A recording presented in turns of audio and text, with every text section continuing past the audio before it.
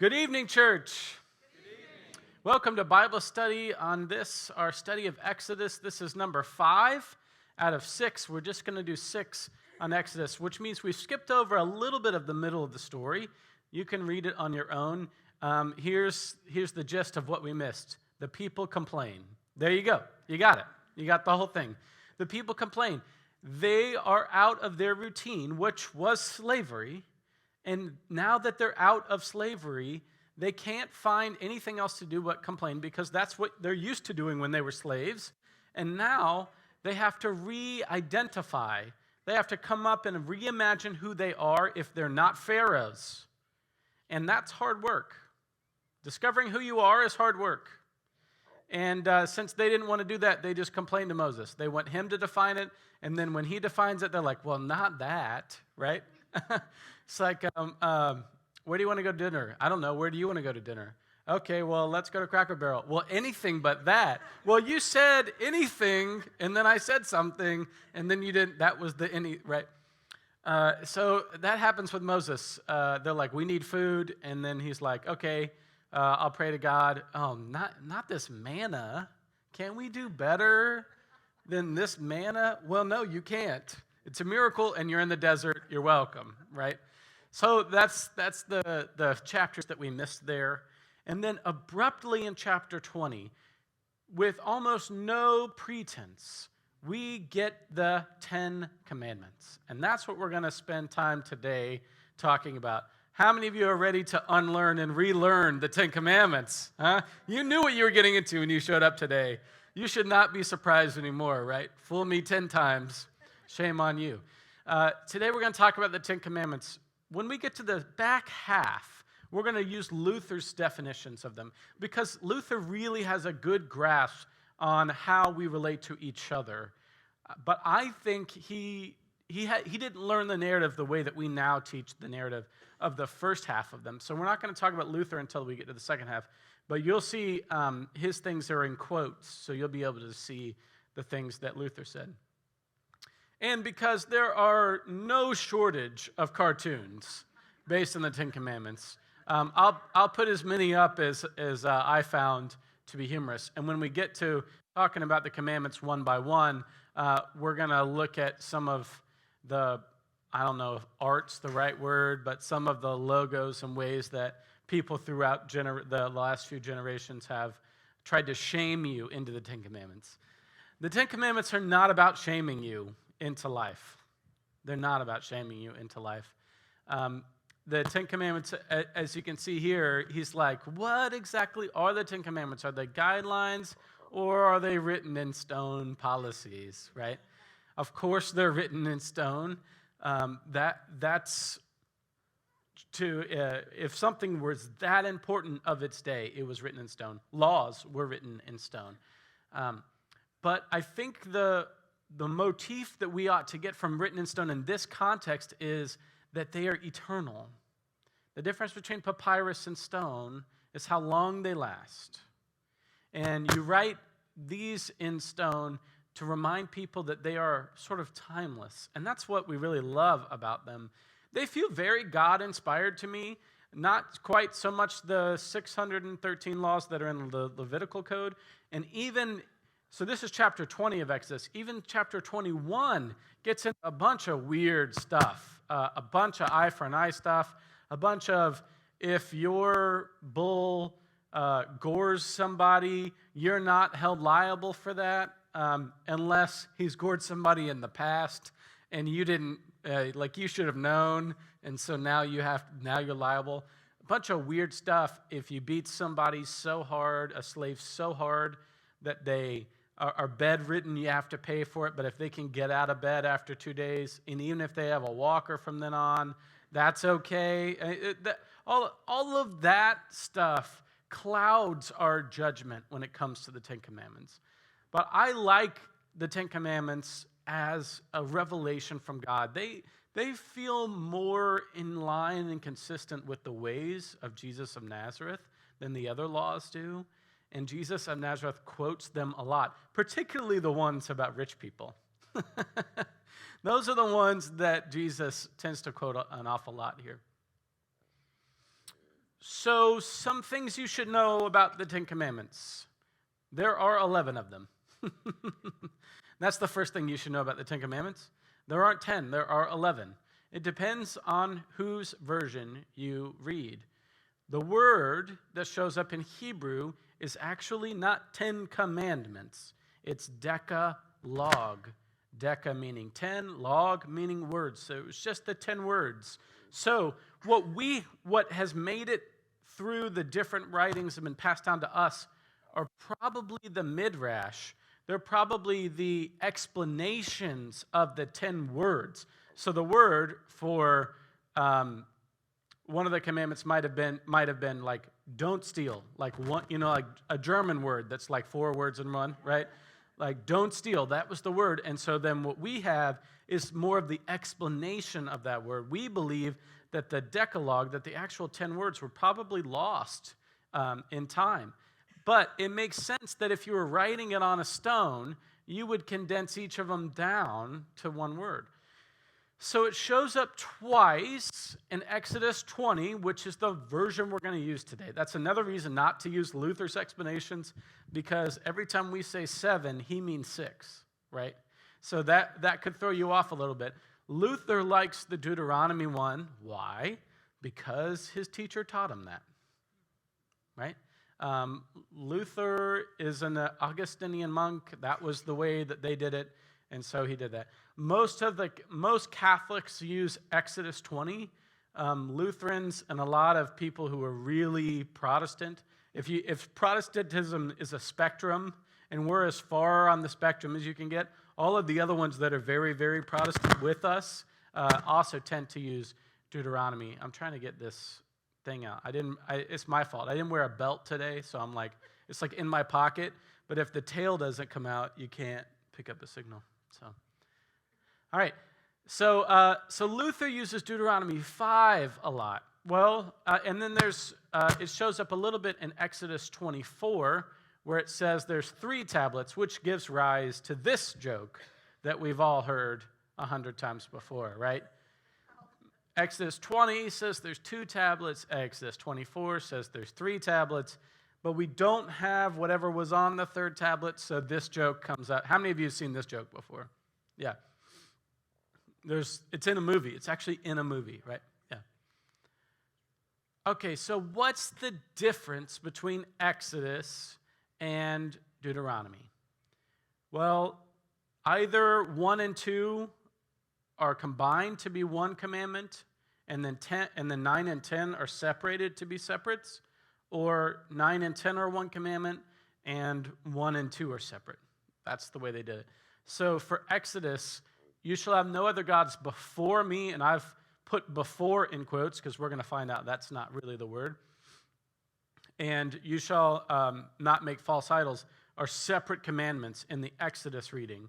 But then you shall not covet your neighbor's house, wife, and donkey. Yeah, it does say that, and in that order. That's all one commandment in Exodus. And then in Deuteronomy, you shall have no other gods and you shall have no idols is just one commandment. And then 9 and 10 are parsed out so that one's wife and one's donkey are not smushed into one commandment, but are different. You can see why both would be the way people would do it. Obviously, we know wives are not property, but they super were in this day. So you can pretend like they're not, or you can change the language of that. But that's a modern interpretation of what was actually happening. Whoever wrote it down probably thought that women and donkeys and property were all one batch, one thing to talk about there. So those are the differences between the two. But what really do the 10 Commandments tell us to do? This is the question that I'd like to answer with you today. So let's start with what they're not, okay? Let's start with what the commandments are not. They're not laws. The 10 Commandments are not laws. There's a few. I really liked that one. This is my favorite picture. If we turn it sideways, the text adjusts. That's a good tablet joke. Yes, they show up as thou shall and thou shall not. Those are English translations, okay? Yes, they sound very King James, Linda says. That's because that's where you learned them from. Yeah, they're not there to make punishments out of. So that in my lifetime, there's been a really big conversation about whether or not they should be in courthouses, right? How many of you remember or seen, and I don't think there are any in court, probably somewhere in the dirty South. I'm sure there's still a few courthouses. In Alabama, yeah, that's exactly what I was thinking. That they might still be there. I mean, I don't think there's harm in having these words there. I think the words are timeless. Are they showing one people's religion over against others? Of course they are, right? So they probably maybe don't belong in the courtroom or in the courthouse, but they are timeless in some really beautiful ways. But they are not meant to be laws, okay? And this is really important for Christians because they've been used for me in my life and my Sunday school teachers and you in your life and your Sunday school teachers and how many of you went to Catholic school and whatever that was like, right? They were used as as a finger wagging, like punishment-driven kind of thing. If you do these things, bad things will happen to you. And if you read Exodus 20 with Exodus 21, you could see why those things are read together. But the narrative flow of 20 and 21, they're very different. You have to learn to read things like syntax and structure and language. And once you do that, you're like, 20 looks like it was just dropped in here because there's 19 and then there's 21, and that kind of makes sense. And then 20 is just dropped in here on some stone tablets. And so 21 has a lot of retributive justice. I meant to put this on a slide, and I didn't. The difference between retributive justice and restorative justice, okay? Retribution means you did bad to me, and I'm going to do bad to you. What you deserve is bad. Because you did bad, you deserve bad, and I'm going to give you that. And then once you've paid your debt to society, that's the language we use, how exactly you being incarcerated pays a debt to society, I don't quite understand. Then all is forgiven, which is not true, because if you've been in prison, it's hard to get a job when every form says, have you ever been convicted of a crime? If so, write on the back. And as soon as you write on the back, they go, well, we've got to throw this one out, right? Restorative justice is the kind of justice where you are made whole again. Restorative justice is there was a break in the relationship, and we should repair the relationship and not just punish you, okay? And there's all kinds of conversations about this in the Old and in the New Testament about which method we should use in which situation. And you can look no further than Jesus' own trial, where there's no substantial evidence that he did anything wrong, and yet they want to give him retributive justice. They want to punish him even though the punishment doesn't fit the crime. So the Ten Commandments are not retributive justice. They are to restore your relationship to God. They are to allow you to be the best you. They allow you to reimagine yourself not in Pharaoh's kingdom, but in God's. Ten Commandments are broad, powerful guidelines for the making of a good society. And I think this is a really important point too. The Ten Commandments are not about you and you and you and you. It's about us. It's about we. It's about living in harmony and in community together. And gosh, our world feels further away from this than when it was written. We feels like we are less communal, that it's harder and harder to get people to do things unless they're being paid to do so. It feels much more like it's an individualized ethic and life and lifestyle than it does communal. And when everything's individualized, restorative justice doesn't work because what's been harmed is the community. And we treat the harm like it's an individual or if it's individuals. We talk about the things that you've done wrong as there are assailants and victims rather than a community that's hurting altogether, okay? And I'm not saying, right, that there's not a place for putting dangerous people in a way that they can't hurt people, right? I think that's obviously something that we need to work on. But we've gone way too far away from restorative justice. And what we have is retributive justice. You know, we have an ethic in our head that everyone is innocent until proven guilty. And yet, as soon as you are, as soon as something is alleged against you, you have to post bail. To not go to jail right away, you have to come up with $500 or $1,000 or $10,000 to not go to jail before your trial, okay? And people can't pay that.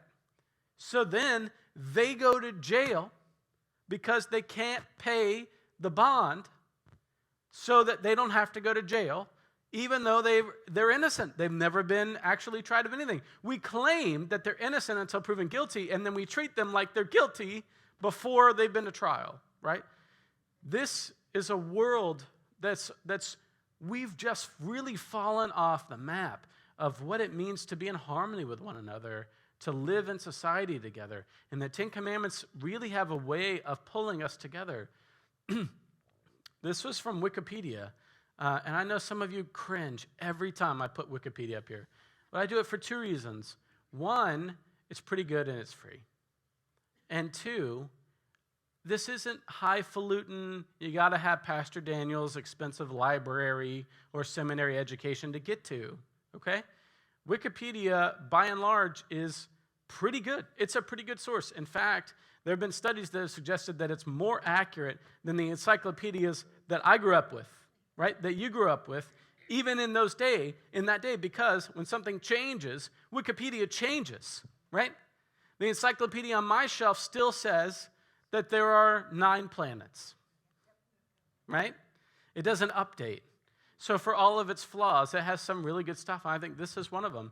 The Ten Commandments concern matters of fundamental importance in Judeo-Christian community.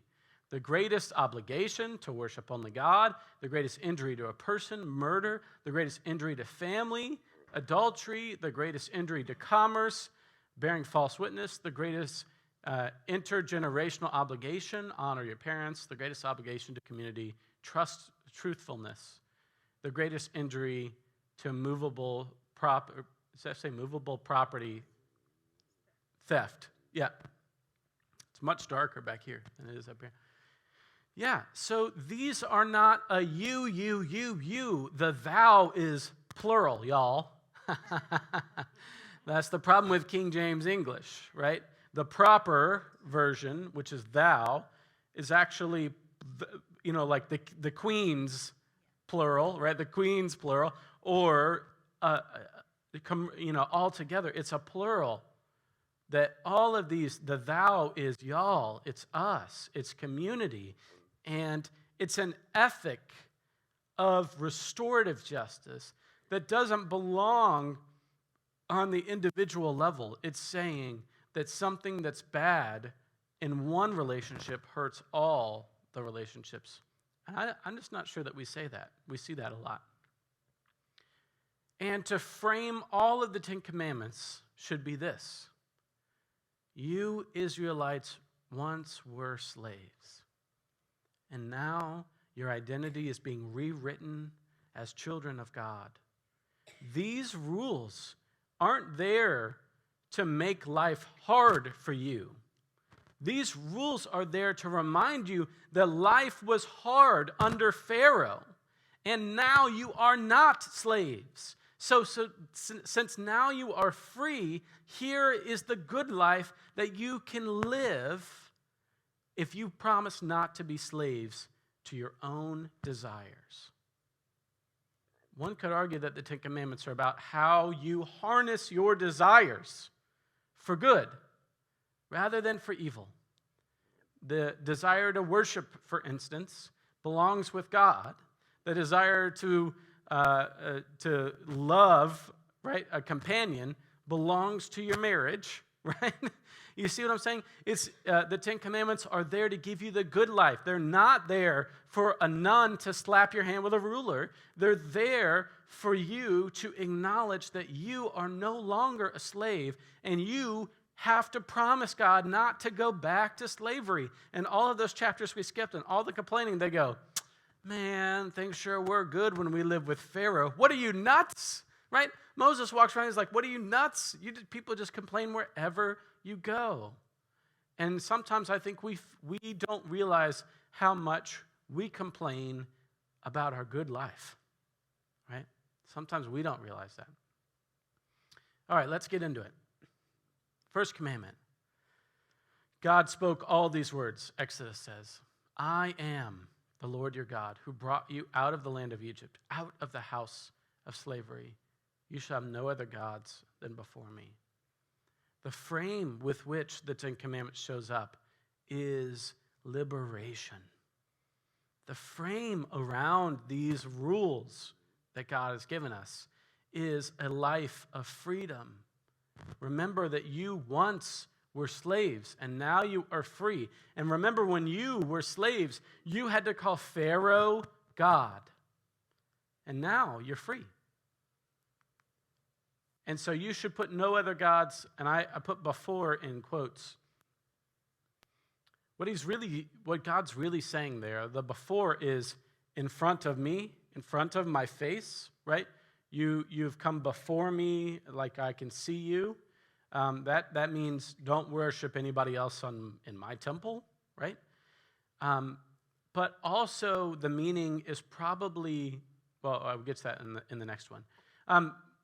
It's important to know that this is not a world that believes in monotheism. This is not a worldview where there's only one God. In fact, the commandment's very clear. You shall have no other gods before me. It's not saying that there aren't other tribal gods. It's saying you can only be loyal to me. I defeated your enemy, which was Pharaoh. And now you belong to me. God is the God of liberation. Pharaoh was your God, and now God owns you. It's not a claim about monotheism. It's actually a claim about polytheism. And the good reminder for that is for us is, and Jesus warns us.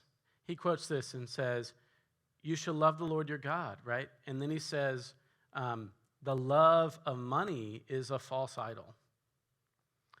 And imagine the first commandment to be about our fidelity to God, our love of God, is to say that everything else should flow from that commandment should guide our lives and give us a sense of freedom that we don't have to work for anybody else. We don't have to do anything else. We are God's people and in God's creation. And this one flows from that. You shall not make for yourself an idol, whether in the form of anything that is in heaven above, or that is on earth beneath, or that is in the water under the earth. You shall not bow down to them or worship them. For I, the Lord your God, am a jealous God, punishing children for the iniquity of parents to the third and fourth generation of those who reject me, but showing steadfast love to the 1,000th generation of those who love me and keep my commandments. Now, the C student that I was wants to raise my hand and say, well, if my parents were really good, right, aren't we good for 1,000 generations no matter what I do? Isn't that how you read this, right? Right? So there's an incongruency here. It's punish you for 3 or 4 generations, but all you need is one out of the first, 1,000, and you're golden, right? You're just golden. Of course, it's not about that, right? That's us trying to read technicality into this is God's love language to us. The 10 Commandments are God's vows to us. infidelity, the way we make vows in a wedding ceremony. God vows to love us this much. This is not about golden calves. Does it say golden calves anywhere? Does it say Baal anywhere or Asherah? No. This is not about foreign gods. Read it again. This is about making shrines to Yahweh, to God. Don't make shrines or temples to me. Don't start painting me or putting me on statues or something like that, so that because when you do that, you're going to make me in your image, right? You know what he's saying here? Don't make so many pictures of a European blue-eyed Jesus that when kids see European blue-eyed Jesus, they go, that's Jesus. And when you show them a dark-skinned person, they go, I don't know what that is, right? Jesus is white, right? That's what God's trying to avoid here. What God's trying to avoid. And what's more important is that once the temple declares that this shrine is a shrine to Yahweh, they say, you can't worship God somewhere else, right? Rich people always have a way of making money off of something, right? And we love religious elitism. We love it. We thrive off of the in crowd and the out crowd. In Jesus' day, he walks up to the temple and he goes, it's just a temple. I could build it down. I could, burn it down and build it back up in 3 days. And they kill him for it. And that's probably one of the things that gets him killed. And then in Luther's day, they say to Luther's people, you don't have to go to church to confess your sins. You don't have to go to church. You don't have to go to Luther's church. Confession doesn't belong in your local community where there's accountability and healthy relationships. Here's what you need to do. You just need to buy yourself a little indulgence. And here's what we're going to do with that money. We're going to build St. Peter's Basilica. Now, I know you're just a poor peasant in Germany and you ain't never going to get to Rome, but trust me, it's going to be beautiful and we're going to love it. Okay? That's the idolism. That's the idol that this commandment is working against, is to say that anyone has the fix on who God is, that access to God must be limited. That's what a pharaoh would do, where there's tombs and pyramids only for the elite to experience eternal life. But with God, there should be no such division between rich and poor. There should be no difference in who has access. And then by the time Jesus is born, they have built this temple. Right now, they're just wandering in the desert. By the time they build a temple, there's the outer court. There's outside the temple, which, most people can't even get that close. Then there's the outer court where women can go, but they can't go inside. Then there's the inner court where men can go. And then there's the place for just the priests. And inside the place for just the priests, in the actual temple room, there's the Holy of Holies, which only has one priest, 1 minute of 1 day of the year, right? It's all about religious hierarchy. And this commandment about thou shalt not make false idols, you shall not bow down to them, you shall not worship them, for I am a jealous God. That's not saying I'm afraid that you're going to worship golden calves. It's saying I want to reach out to all of my people. I want to be close with all of them and not just the religious elite or whoever can buy, the fast pass line or get the VIP seating or, be at the airport and there's like this one row, everything's crowded. There's one row with a red floor and you can't walk on that one, right? Because you're cattle, you got to all fit in on the other place, right? That's what God's trying to avoid is elitism. Completely and utterly, the second commandment in Exodus is about fighting elitism. Third commandment You shall not make wrongful use of the name of the Lord your God, for the Lord will not acquit anyone who misuses his name. Okay, what is this one about? God wants your whole life. God does not want to become compartmentalized. God doesn't want you to separate the parts of your life that have God in them and then the parts of the life where you're cool. God doesn't want you to just show up to church and then leave and it not affect you anymore after that. God doesn't want to diminish the role God has in your life. God's fidelity to you is ultimate. God doesn't want you to be praying a prayer in one space and then forget that you did it. I'm in a group, the senior pastor training I've been going to, we're in a cohort. And so there's like 20 of us in this one group, and we've been talking on Facebook about baptisms. And the number of churches and people in churches who want to come and have their child baptized, and the pastor knows full well what? They're never going to come back. There's the last you're going to see with them. And the comment that my clergy are making is this the hill I'm going to die on? Right? Is this the hill I'm going to die on? Now, do we want to limit baptism? Of course not. That sounds gross.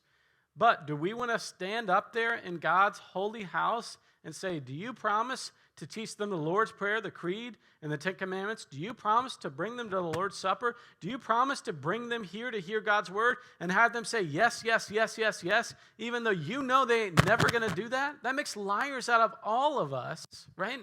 And it's what this commandment is getting at. It's not about saying, gosh darn it, right? Or God bless America, as my dad says, right? It's not about that.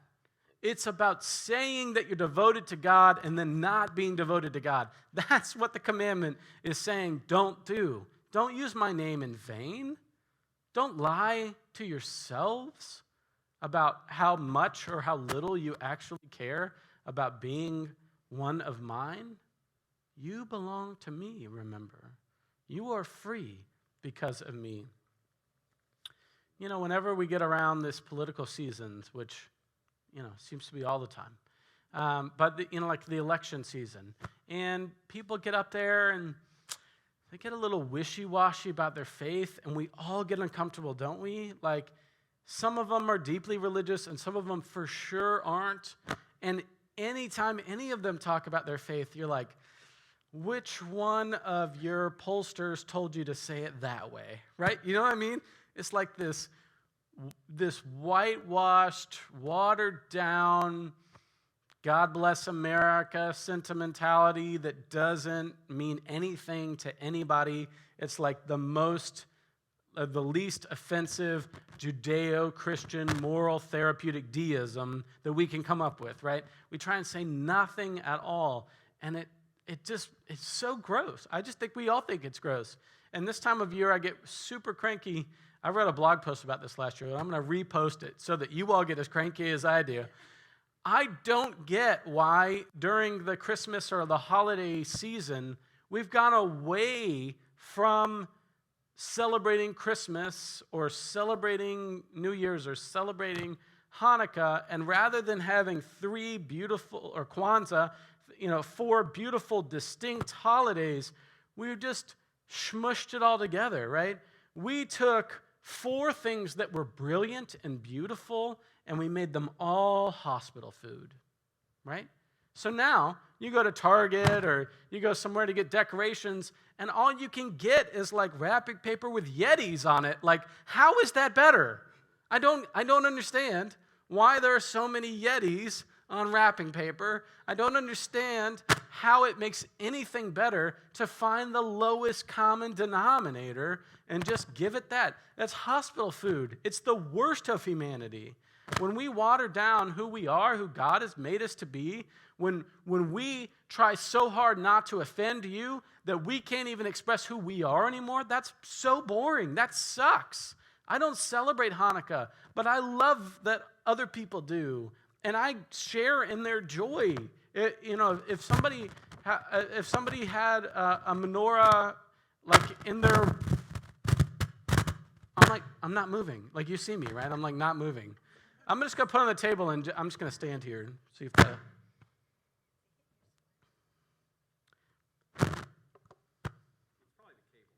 Yeah, I'm just gonna stand here. I'm gonna try and just stand here. I don't get why, as a culture, we melt down everything. Calling ourselves a melting pot is such a bad idea, right? You know what's at the bottom of a melting pot? A bunch of smushy goo. That's not good. That's not better. I would much rather have something that's diverse and interesting, different textures, different flavors, than all of us eating gruel. I don't understand why we choose to make America the land of the gruel. I don't understand it. I would much rather that my faith was interesting and dignified, and your faith, even if it's completely different from mine, was interesting and dignified. I think that's a much healthier and happier way to live one's life. And this commandment about not taking the Lord's name in vain is to mean what you say. When you say you have a faith life, just mean it. Just actually live it out. Fourth commandment, honor the Sabbath day and keep it holy. For 6 days you shall work, but on the seventh day don't work. On the seventh day don't work. And not just you. This is actually really ahead of its time in some ways. This is very progressive because we assume that all of these are written for dudes. They're all written for men. But this one goes out of its way to say, not just you who are at the top, but don't let anybody work. Your body needs rest. Your life needs rest. Your life needs you to reflect. And the thing that makes you different now than when you were slaves is that now you get a day off. Slaves don't get a day off. Slaves work 7 days a week. And if you, Israelites, since you've left Pharaoh, continue to work 7 days a week, you are still slaves. But since you've been made free, you ought to enjoy the time that you have. You ought to enjoy your life. And I always look at it a little bit like this, like as a dad, when I'm with my kids and like we're doing something fun, right? We're like at the park and we're having fun and they're like, Dad, what are we going to do next? You're like, can't you just enjoy this for a little bit? Like you're like already negotiating ice cream. Like can't we just play for a little while, right? And then I think, that's how God feels when God's looking at me, right? That's how God feels when God's looking at us. It's a little bit like, if you had this great thing for your kid, this present that they'd been asking for, and you just got it, and it was there for them, and they're like, oh, that's great. And then, you go away, and you come back 3 hours later, and they haven't even opened it, and they're just doing homework still. Like, kids have so much homework. And then you're like, you feel so bad for them, right? Because all they do is work. But the truth is, in God, we have the freedom to relax. And if we have faith in God, we know that we have enough. That the good life isn't to keep working and to keep achieving and to keep finding things. The good life is when you can take time to relax. Brian McLaren, in his new book, Galapagos, I actually had a conversation with him in my car because I was taking him to after he returned to rental car, I was taking him back to his hotel. And I said, I love that part in your book where you have been watching all of these animals, and he said, they all find time for Sabbath. All of the animals in the Galapagos Islands find time for Sabbath. They find time to sit on a warm rock and rest, right? He said, do bad things still happen? Yeah. I mean, sometimes catastrophic things happen and they wipe everything out. But that's, life is that way. The goal of life is to find time to enjoy it. And I just wonder how often God looks down at us and says, just stop. I gave you a garden I gave you a paradise to live on, and you are so worried about your Pinterest cookies that you can't enjoy the moment, You're so worried about, making 6 figures or 7 figures or, 5 figures that you're missing it. You're absolutely missing it. And, how many of the holiday movies have literally that as their theme, right? Like all of them, right? You're missing your life is the theme of every holiday movie, right? And, there's always some mom who at the end of it is like, oh, this is what I was supposed to be doing the whole time. It wasn't about keeping up with my neighbors and their light display. It was about the love of family the whole time, right? I think that's a really cheesy way to write a movie, but apparently it makes a lot of money. But it's just a good reminder for all of us that this commandment, by the way, it's not just for dudes, and it doesn't say anything about worship. Do you notice that? Look at here. And for 1 hour and 5 minutes, you should sit in Nagel Hall or in the sanctuary. And should the clock turn 1 hour and 6 minutes, you should be upset and let a pastor know that things have gotten a little too long, right? It doesn't say that at all. It doesn't say that you should worship at all. And I find that really fascinating. It's almost as if God told us to take a rest, and we were like, well, if we're going to take some time off, we might as well use that as our worship time. Rather than fitting worship into our busy time, right? We're like, oh, well, we got a whole day off. Let's schedule something, right? Yeah. 5, how y'all doing? Doing good? All right, moving along. Honor your father and your mother, so that your days may be long in the land that the Lord your God is giving to you. There's a suggestion here that mom and dad might actually keep you alive. You see that? Or not. Coleman, I brought you into this world, and I can take you out again. Yeah, absolutely. There's something beautiful in that. There's also a sense of like the prodigal son story, that you inherit your parents' land, but only when they die. They can change their will at any time, right? And if you ain't good to them, you might not. There's probably some of that in here, but all of Exodus and Deuteronomy, we're going to talk about this some more next week, are about preserving the identity of these people for the next generation, okay? That's why the other one said to the 3rd and 4th generation, or 1,000 generations. And this one is about letting you know that your story is this story. There's a theologian called Leonard Sweet. How many of you have read a Leonard Sweet, like Soul Tsunami or something like that? Oh, man. Leonard Sweet was the bomb diggity in like 97, 98. He was the coolest. And we probably said bomb diggity back then, too. He wrote this book. I heard him talk one time, and he was talking about groups of people, like ethnic groups and just groups of people in general. And he said that Jewish people have won a larger ratio of like Pulitzer Prizes and what's the one in Sweden? The Nobel Prizes and Oscars and all these other things, right? Per capita than any other group.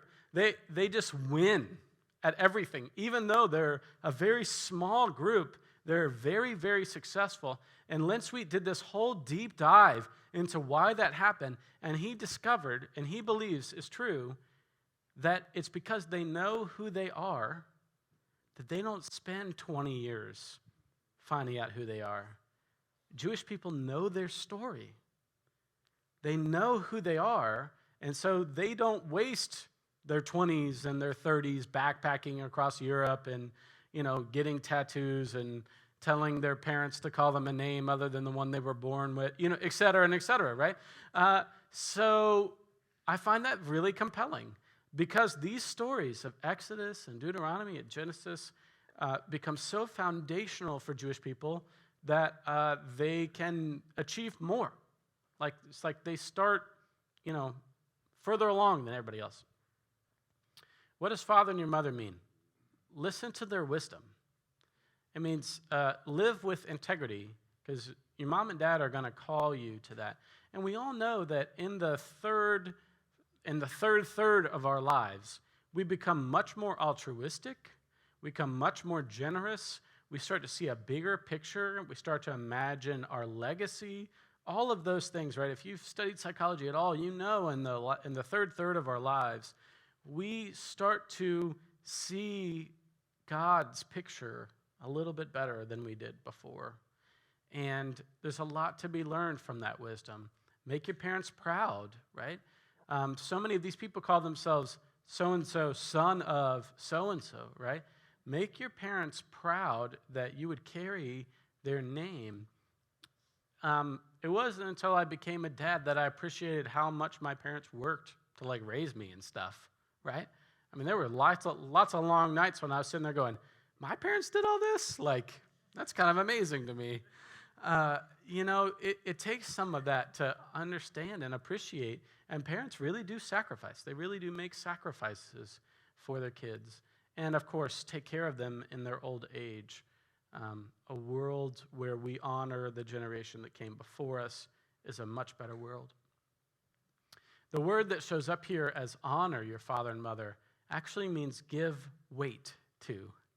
Give weight to. Like they get 2 votes, right? Give weight to them.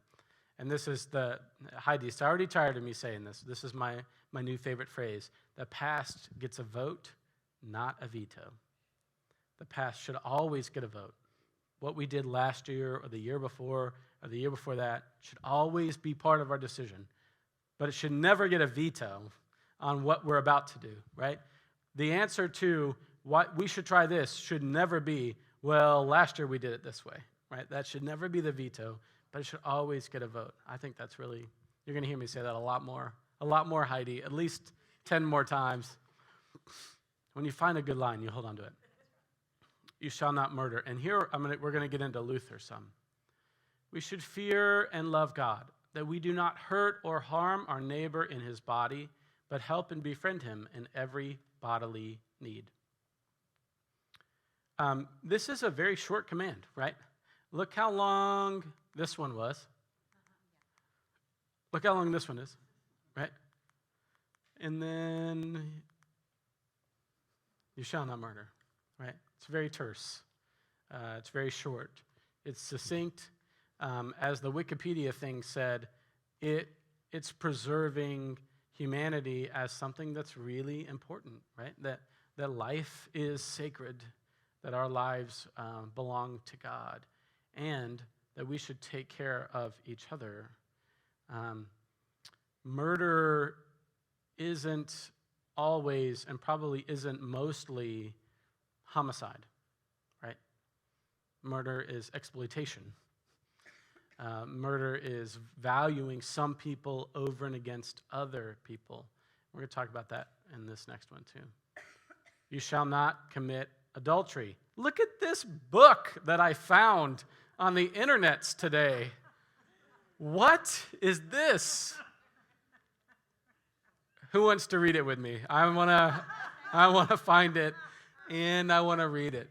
You shall not commit adultery with 2 Amish-looking people for sure committing adultery. That's really something. The internet's got everything. And I'm just grateful that I did this search with the safety search on, right?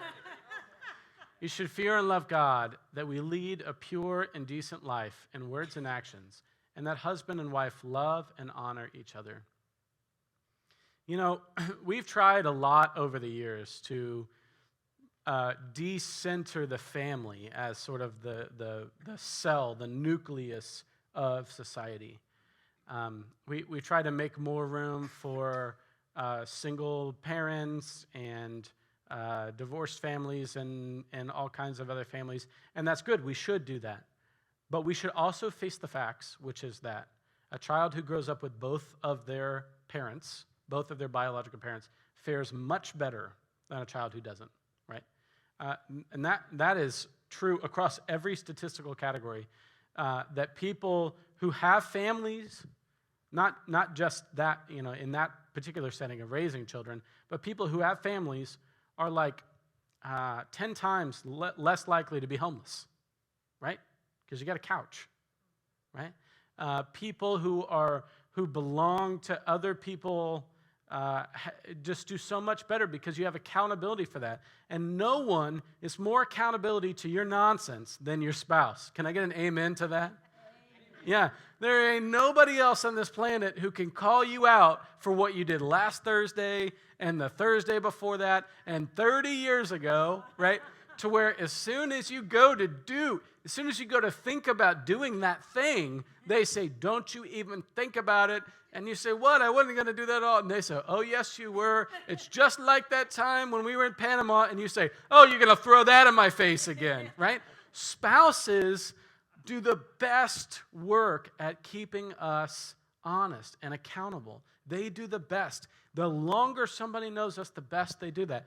Now, there's a lot of problems that can happen in that, right? You got to do that well. You got to have a sense of humor. You have to be able to forgive. But a marriage that's doing those things well is the strongest force in our society. A marriage where you can love each other even when everything's going wrong is the strongest force in our world right now and in the world at large. So I think Luther's right. I think he's really onto something. A husband and wife, or we would say a husband and a husband, or a wife and a wife, love and honor each other. The way that they love and honor each other keeps a stable family, a stable household, which, churches are just nothing but giant families smushed together, right? That keeps churches stable and society stable and cities stable, and cities keep states stable, and states keep unions stable, and unions keep the world stable. That basic relationship of two people who love each other and are accountable to each other makes a huge difference. And to commit adultery is anything that tears at that. Anything that you're doing that works against that love for each other. So, sometimes that's lying. Sometimes it's whatever's going on in this particular Amish novel. But it's not just that. It's keeping one foot in the house and one foot on the road, right? It's keeping your gaze other than together, yeah. Number 8, also another very short one. You shall not steal. Y'all shall not steal. Thou shall not steal. All y'all. Luther again. We should fear and love God, that we do not take our neighbor's money or property or get it by dishonest dealings, but help him to improve and protect his property and means of income. And I just think we just need to be honest here. We plunder the entire world to keep our quality of life. I searched for a while to find a picture of poverty that I could stomach putting on a slide. And we could say there are drug cartels and that there are other reasons for that. But the truth is, we look at other countries and think about how their natural resources could help us. We treat other people as a means to our end. We exploit labor. We exploit earth and planet. We pave paradise and put up more parking lots. And in order for us to eat beef, we destroy habitats, right? So that we can, and what's becoming really scary is all that was fine until other people looked at us and said, I want a slice of that pie, right? And by fine, I mean it was just horrible. It was just less horrible, right?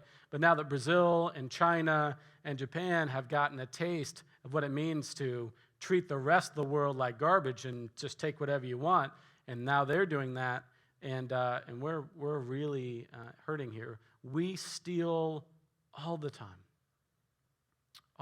every day. This is a sin that we can continue to confess and work on. Number 9, you shall not lie in court. I actually changed it. That's a Daniel Pugh translation. The thou shall not lie here strictly means in front of a judge. That's the phrase that's showing up here is in front of a judge.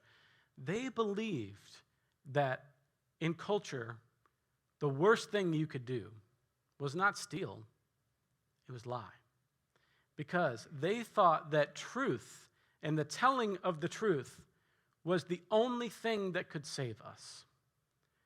Is that when we come before a judge, your honor was your word was your honor, your yes is yes, and your no is no. And perjury was a much larger offense than the stealing was, right? And feels like we've gone very far away. We've gone very far away of that. I was having lunch with somebody yesterday who used the phrase alternative facts, and I about lost it.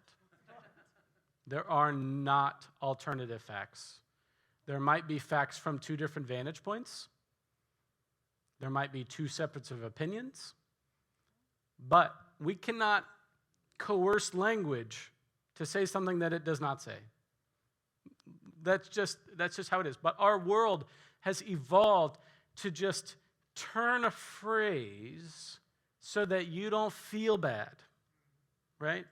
So that rather than being plunderers, rather than being murderers of the world and decimating the world and God's creation, we just call it capitalism, right? We just say, we just sort of finesse words, and we let that hold up. And so then when we get to court and we've done some things that are really bad, we just plead the fifth, or we let our lawyers talk. And justice was never about lawyers, right? It was about two people coming in front of the judge to solve a dispute. But somehow we've created a system where the only people who win are the barristers, right? The only people who win are the lawyers. And justice is a little further away from that. What does this mean? We should fear and love God, that we do not tell lies about our neighbor, betray him, or give him a bad name, but defend him, speak well of him, and take his words and actions in the kindest possible way. You know, I think that last line that Luther has, he's onto something too, right? Sometimes we just need to give people the benefit of the doubt, and we definitely don't do that very well.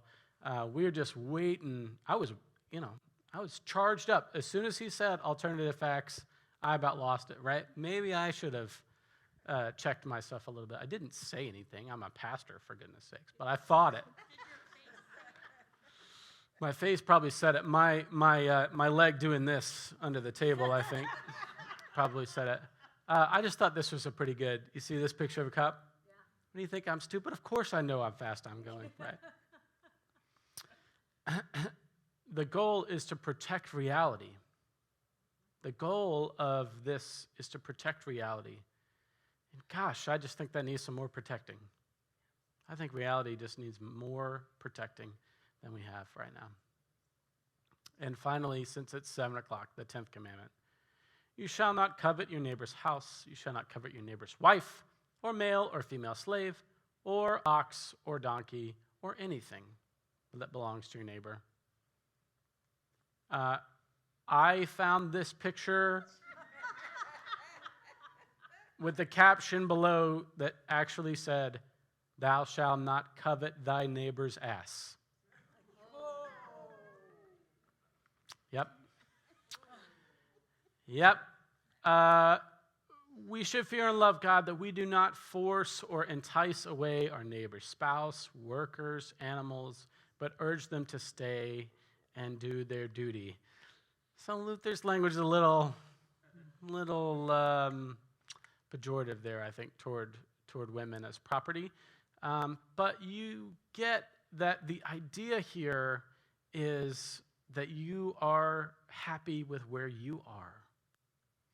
And in that way, this commandment is the other edge of the frame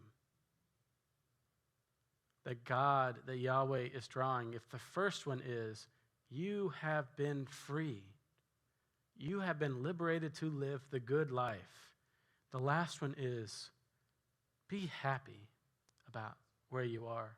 See your world as abundance and blessing and not scarcity and complaining. The frame is the same. And in the middle, no matter where you come up with the 10th commandment, in the middle of that is find a Sabbath. Find some rest. Find some ways to enjoy your life. Yes, you need to find ways that your passions are steered in positive directions and not toward things that they ought not be. But in the middle, find some time to relax. So I told you, I got together with a bunch of my pastor friends this summer from seminary. We vowed to get together. We made a pact in Berkeley, California, that every other year we would get together, come hell or high water, and that we were going to do that and get together. And when we got together, I thought, because we're pastors, we talked about church the whole week, the whole time we were there. We talked about our jobs and our calls and our people and how we were mourning the loss of people and how much we loved, et cetera. And I thought, I've got to take pictures of us standing in the desert at Jockey's Ridge and show that to my Exodus Bible study, because this is what pastors do on vacation. You are free. Act like it. You are free. Act like it. Sisters and brothers, this is the call of the 10 Commandments, to live a life of freedom and luxury. It's not bought. It's not stolen. It's not taken. And it's not outside of your life. It's not about the grass being greener. It's about realizing that you are free, and it's because God loves you. And God is faithful to you. And that is good news. So, thanks for coming out. Next week, we're going to finish up, does Moses see God's butt? That's the question for next week. And we're also going to, if you like to read, we're also going to talk about the story of Joshua, which is the story that comes right after Exodus. So we're going to finish that up next week. And then after that, come back for Paul Young on the 21st. Thanks, and good night.